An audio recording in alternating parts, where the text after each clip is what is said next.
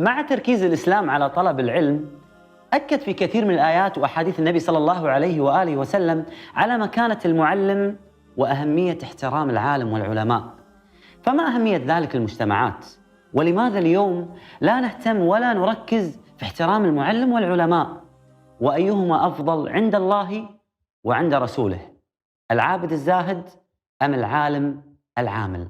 حلقة يستحقها كل معلم في هذا الكون. فسيروا في مناكبها وسيروا نحو خالقها. فسيروا في مناكبها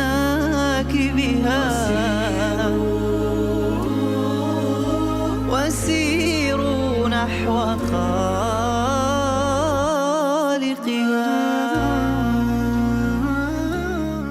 عنصر مهم جدا في كل المجتمعات وفي العملية التربوية والتعليمية هو المعلم. المعلم العالم العامل. إذا ارتقى المعلم ارتقت المجتمعات وتحضرت، وإذا كان المعلم سطحي التفكير ساذج الهموم خاب المجتمع وخسر. من الذي خرج الأطباء والمهندسين والعلماء والموهوبين في كل المجالات؟ هو من تشجيع ذلك المعلم. أنا حفظت القرآن بفضل الله سبحانه وتعالى ثم من تشجيع معلمي.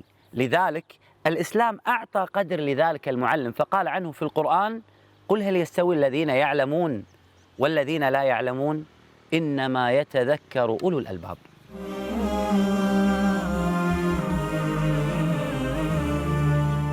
نحن بحاجة اليوم إلى نماذج إيجابية للمعلمين، ولذلك قابلنا بعض النماذج المميزة.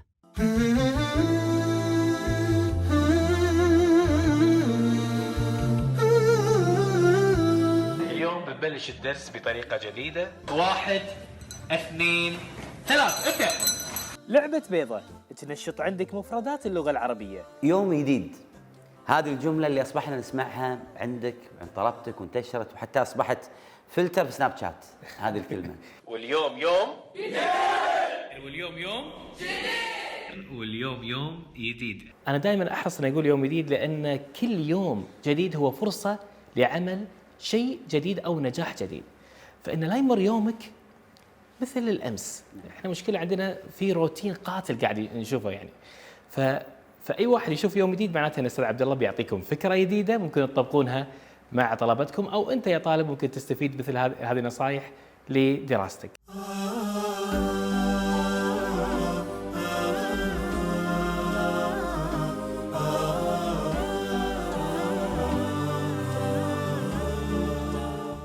هل أنت سعيد في هذه المهنة، مهنة التدريس والتعليم؟ It's always a challenge here. It's always a challenge here. Although our children are visually impaired and are blind, we can give them better outcomes and they can achieve. And it's the challenge that keeps me here working with these children, watch them progress. It's exciting. ما أهمية تعليمكم لهذه الفئة، فئة المكفوفين؟ لماذا تعلمونهم؟ We want all children to have a quality education, and even so here at St Vincent Schools we want our children, young people to be active members of society. We want them to get into employment, we want them to have friendship groups, and we want them to make a confident contribution to society. National statistics, 85% of children and young people with a vision impairment are unemployed. We want to change that here with our curriculum at St Vincent School. يعجبني ذلك المعلم اللي عنده هم. هذا المعلم هو الذي يرسم التميز في كل المجتمعات. المعلم يجلس فيقول ذلك الطالب سوف يكون في المستقبل مهندس، وهذا طبيب، وهذا عالم شرعي، وهذا إمام حافظ للقرآن. ثم بعد سنوات يرى هؤلاء فيقول هذا الضابط أنا الذي علمته، وهذا الإمام حافظ القرآن أنا الذي علمته. فمهنة المعلم ليست مهنة مال، بل هي مهنة لتربية الأجيال. أستاذ عبد الله، لماذا دائما ندعو إلى الاهتمام بالمعلم، تطوير المعلم، اهتمام الحكومات باحترام المعلم، زيادة رواتبه؟ لماذا هذا الشيء؟ أنا أعتقد أن المعلم هي يعني إذا قلنا وظيفة فإحنا قللنا من شأنه، هي أمانة. يعني لكل دولة إذا ما كان فيها معلم صالح راح تفسد، مثل ما قال عبد الله النوري في كتاب التعليم في الكويت، كان يقول في الأمة شخص إذا صلح صلحت الأمة، وإذا فسد فسدت الأمة، ألا وهو المعلم. فالمعلم هو رأس صلاح الطالب، والطالب هذا هو جيل، فهذا الجيل راح يمسك منصب بالنهاية. فإذا أسس أساس حسن فإذا راح يمارس هذه القيادة أخلاقية. يمسك منصب، عنده أسرة، يبني مجتمع، هذا كله شخص واحد. شخص واحد. ما قصة صندوق الإبصار اللي أمامنا؟ ما هي أهميته؟ We decided to work on the project that is Sightbox, and that Sightbox was to improve the educational qualities of children and young people in the developing world. حدثنا عن بعض محتويات هذا الصندوق ما يوجد بداخله. Many children in the developing world are isolated, so in this box is access to sports and to bring them together to play sports together. Things like rattle balls that can engage children in football, bring them together to play football. We have bell balls, which allows the children to play traditional games like goal balls. And it's really to help them raise their self-esteem, their confidence, and make them feel good about themselves.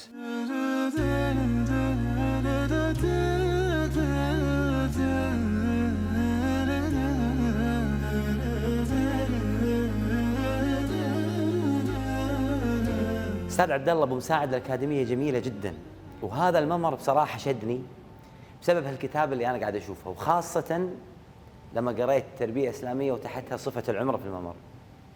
طبعا هذا الركن يعني اظهار يعني خلينا نقول مواهب الطلبه، يعني زين، بالاضافه الى ان نخرج المنهج بطريقه مختلفه. فهني استخدمنا صفه العمره، حاطين البدايه والنهايه، فنبدا بالاحرام، النيه، ثم الاغتسال، ثم التلبيه، ثم ندخل في الطواف 7 أشواط، ثم مقام ابراهيم، ثم السعي، واخر شيء عندنا الحلق او التقصير. فتلقى هني الطالب ترسخ في ذهنه مفهوم العمره ايقونات وصور واضحة. للأسف في الفترة الأخيرة أصبحنا نلاحظ عدم احترام هذا المعلم إلا من رحم الله سبحانه وتعالى، وأصبحت السخرية في المعلم بسيطة جدا ولا يبالي لها الطلاب والتلاميذ، وهم لا يعلمون أن هيبة المعلم والعالم جاءت من الله سبحانه وتعالى قبل أن تكون من البشر. أستاذ عبد الله، أنت كمعلم هل تعرضت لعدم الاحترام للإساءة من أحد الطلبة؟ ولماذا هذا الشيء بصراحة أصبح منتشر في مجتمعنا، عدم احترام الطالب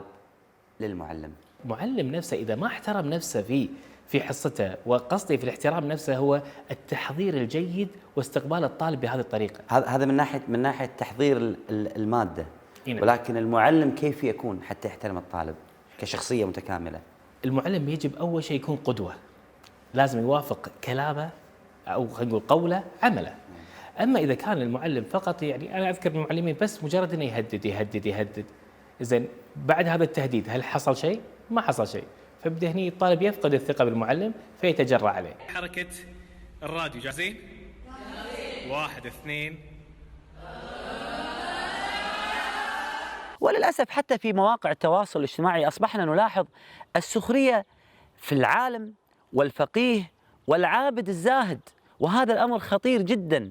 فالعلماء هم ورثة الأنبياء، وهم الأقرب إلى الله سبحانه وتعالى وأكثرهم خشية. يقول الله سبحانه وتعالى: إنما يخشى الله من عباده العلماء. اسمع ماذا يقول النبي عليه الصلاة والسلام، يقول: فضل العالم على العابد كفضلي على أدناكم.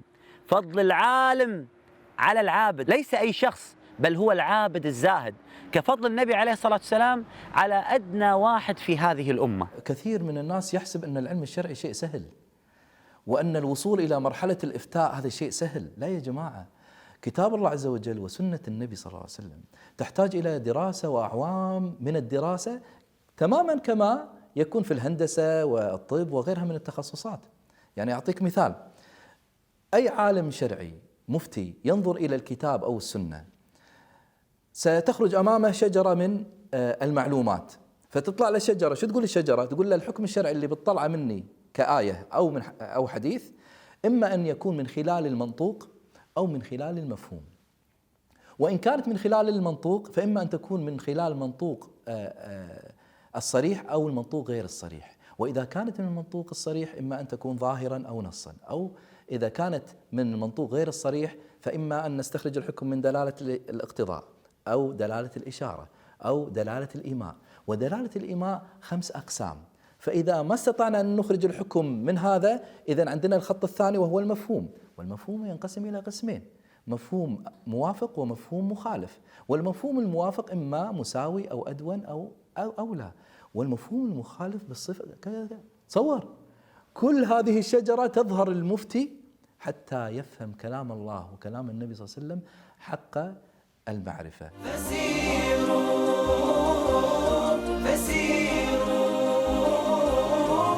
أبي أعرف أكثر أستاذ عبد الله عن دور المعلم أكثر داخل الفصل، شلون لازم يكون؟ دور المعلم عنده دور مهم جدا، هو أنه يوفر بيئة صفية ملائمة لعمليتي التعليم والتعلم. أنا كمعلم لازم يعني هذول الطلبة ترى أجناس، طبعا كل واحد له نمط تفكير معين، كل واحد له طريقته، فأنت هنا لازم تفهم. وأنا عندي 6 عناصر تقريبا الواحد ممكن يتعامل معاها مع الطلاب: الحرية الضابطة، الحزم، الخوف، النصيحة والمشورة والحب. اسمع هذه القصة الجميلة عن احترام المعلم. موسى عليه السلام وهو نبي من أنبياء الله سبحانه وتعالى، عندما أراد أن يطلب العلم من الخضر طلب هذا العلم باحترام وأدب. قال له موسى: هل أتبعك على أن تعلمني مما علمت رشدا؟ فوق هذا الاحترام وهذا الأدب استأذن الخضر، مع أن موسى عليه السلام أعلى منه في القدر فهو نبي. وفي الآية الأخرى يقول الله سبحانه وتعالى: ستجدني إن شاء الله صابرا ولا أعصي لك أمرا. تواضع وتذلل أمام هذا المعلم. أستاذ عبد الله، أنت تتكلم معي دائما عن المهارات من أول ما سمعت معك اليوم. شلون يكون مدرس تربية إسلامية وعنده مهارات؟ يعني لا هو فيزياء، لا هو رياضيات، لا هو كيمياء، عشان يستخدم الوسائل اللي بيده. أنت شلون تكون عندك المهارات؟ شوف، المعلم لازم يكون عنده أكثر من وسيلة عفوا. يعني أنا كنت أستخدم معاهم المشاريع الورقية، أستخدم معاهم حتى الفيديو الإبداعي. لما يكون فيديو أعرضه أكون أنا اللي بالفيديو. اي نعم. أو ساعات أتكلم مع نفسي بالفيديو. ندش على موضوع حتى الفضول والتشويق. ولازم استفيد منك أستاذ عبد الله. لازم أوريك شغلة. لازم أشوف المهارات. حياك. أعطيك بعض المهارات. زين، الحين عندك الجرس وعندنا تايمر. المطلوب منك تغمض عينك لمدة 8 ثواني فقط. إذا حسيت إن 8 ثواني انتهت طق الجرس. حاضر. حلو. إذا طقيت قبل لا يرن الجرس اللي هني معناته انك انت ما حسبت عدل. نعم. جاهز؟ تم. غمض عينك الآن. 1 2 ابدأ.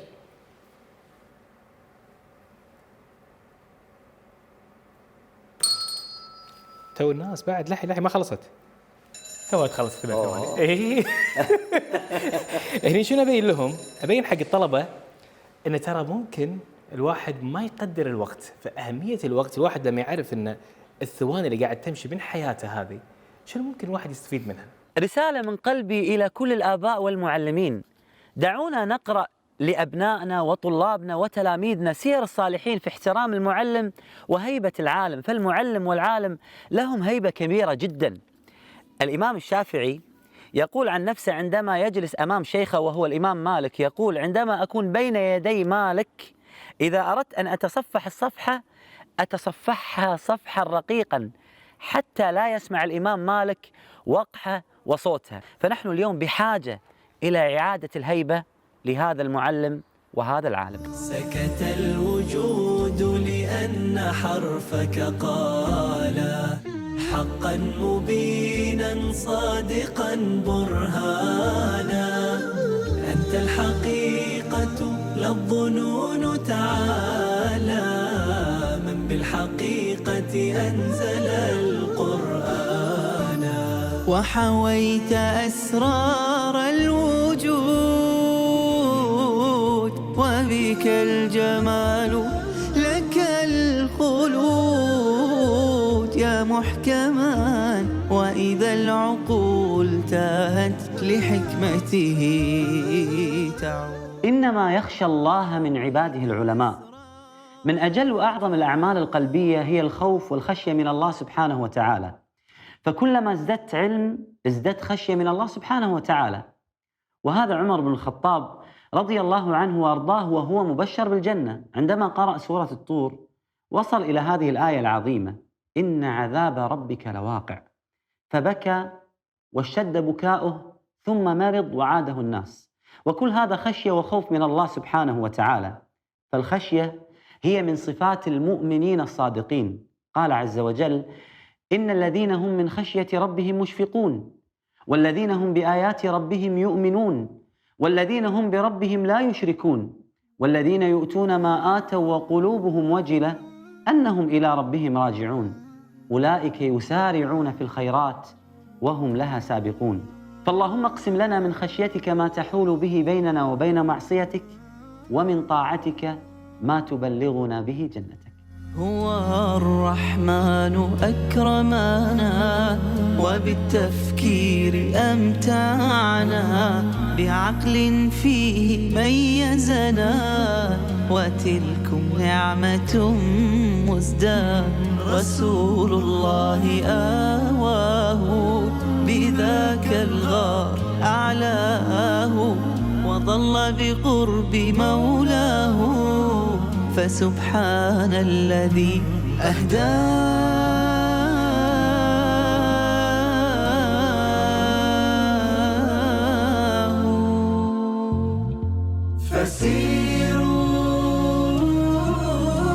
فسيروا في مناكبها، وسيروا نحو خالقها، فسيروا في مناكبها، وسيروا نحو خالقها.